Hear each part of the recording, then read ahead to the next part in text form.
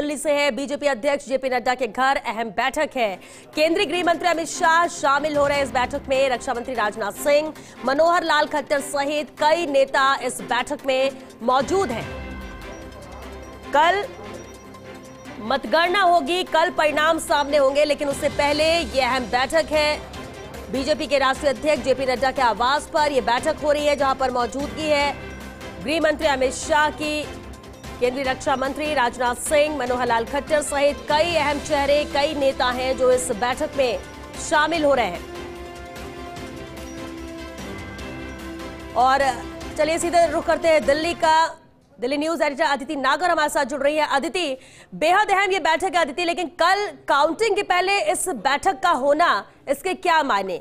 जीत को लेकर आश्वस्त है एग्जिट पोल के अकॉर्डिंग, या फिर कल की तैयारी अपने स्तर पर जो करनी है उस लिहाज से देखें इस बैठक को? बिल्कुल, आपका सवाल बहुत रेलेवेंट है, बहुत इंपॉर्टेंट है कि इस बैठक के कितने मायने हैं।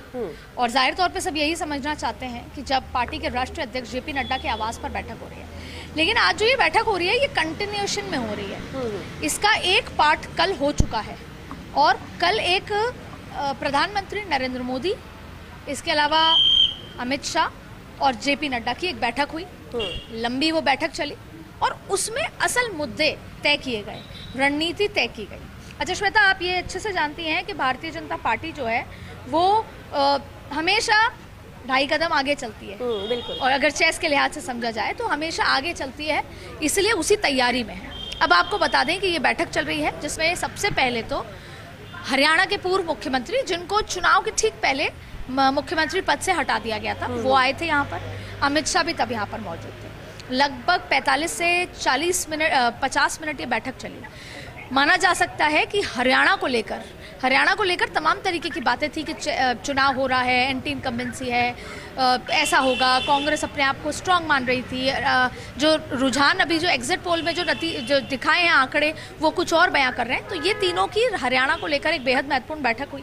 उसके बाद मनोहर लाल खट्टर रवाना हो गए। अब बात होती है कि उसके बाद कौन कौन यहाँ पर मौजूद है। यहाँ पर राजनाथ सिंह मौजूद हैं, यहाँ पर सारे जनरल सेक्रेटरीज धीरे धीरे करके आ रहे हैं। तरुण चुग यहाँ पर हैं, यहाँ पर विनोद तावड़े हैं, धीरे धीरे करके तमाम लोग, और अमित शाह तो ऑलरेडी मौजूद हैं। आज यहाँ पर जो बैठक हो रही है उसमें जो कल प्रधानमंत्री के साथ तय किया गया है उसको यहाँ पर इम्प्लीमेंटेशन के लिए बताया जा रहा है कि राज्यवार। अब क्या बताया जा रहा है, क्यों ये बैठक हो रही है, उसको समझते हैं। देखिए, पहला तो जाहिर तौर पे एग्जिट पोल बहुत अच्छे आए हैं भारतीय जनता पार्टी के लिहाज से।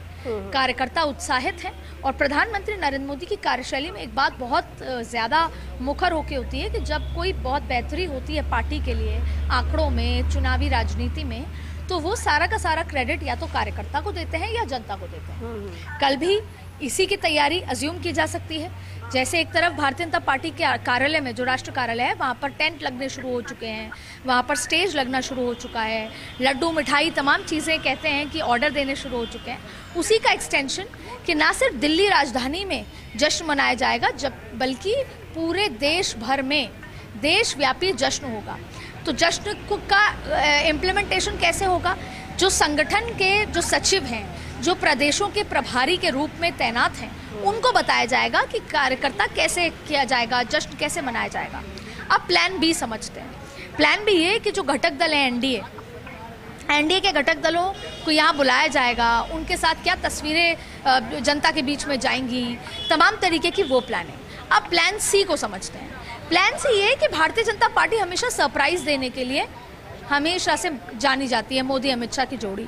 आपने देखा होगा चुनाव से पहले बहुत सारे नए चेहरे, दूसरे पॉलिटिकल पार्टियों के चेहरे भाजपा के साथ आए थे, लेकिन अभी भी ये माना जा रहा है कि अगले 24 घंटे में बहुत सारे वो निर्दलीय जो जीत कर आएंगे, या बहुत सारे वो दल जो अभी एनडीए का हिस्सा नहीं है लेकिन शायद 24 से 48 घंटे बाद हिस्सा बन जाएंगे, उनसे बातचीत चालू है। बताया ये भी जा रहा है कि जो पर्दे के पीछे लंबे समय से काम कर रहे हैं, अश्विनी वैष्णव, वो प्रधानमंत्री के एक एक इंस्ट्रक्शन का इम्प्लीमेंटेशन, एग्जीक्यूशन देख रहे हैं। अमित शाह जाहिर तौर पर रणनीतिकार हैं। तो ऐसी स्थिति में जो प्लान सी है वो खास तौर पर समझिए, वो बहुत महत्वपूर्ण है। भारतीय जनता पार्टी भले ही आंकड़े कुछ भी कह रहे हों, वो अपनी तैयारी दुरुस्त रखती है, और उस दुरुस्त तैयारी में ही भारतीय जनता पार्टी इस प्लान सी की तैयारी कर रही है, जहां पे राजस्थान से भी जीतने वाले अगर कोई निर्दलित चेहरे हैं तो उनसे संपर्क साध लिया गया है या साधा जाएगा। दूसरी बात है कि दूसरे दल जो या तो अभी इंडिया गठबंधन के साथ हैं या फिर अभी किसी के साथ भी नहीं है, वो उन दलों के साथ भी बातचीत की जा रही है। क्यों? क्योंकि भारतीय जनता पार्टी ये मानती है कि सबसे बड़ी और प्रचंड जीत आंकड़ों के साथ उनको देनी है। तो तमाम तरीके की जो प्लान, कल जो बातें तय हुई हैं प्रधानमंत्री के साथ, उसके एग्जीक्यूशन को लेकर यहाँ पर जनरल सेक्रेटरीज मौजूद हैं, उनसे बातचीत की जा रही है। देखिए, कुछ ऐसी बातें हैं जो केवल हायर लेवल तक हैं। अश्विनी वैष्णव उस बात का हिस्सा है, अमित शाह उस बात का हिस्सा है, जेपी नड्डा उस बातचीत का हिस्सा है।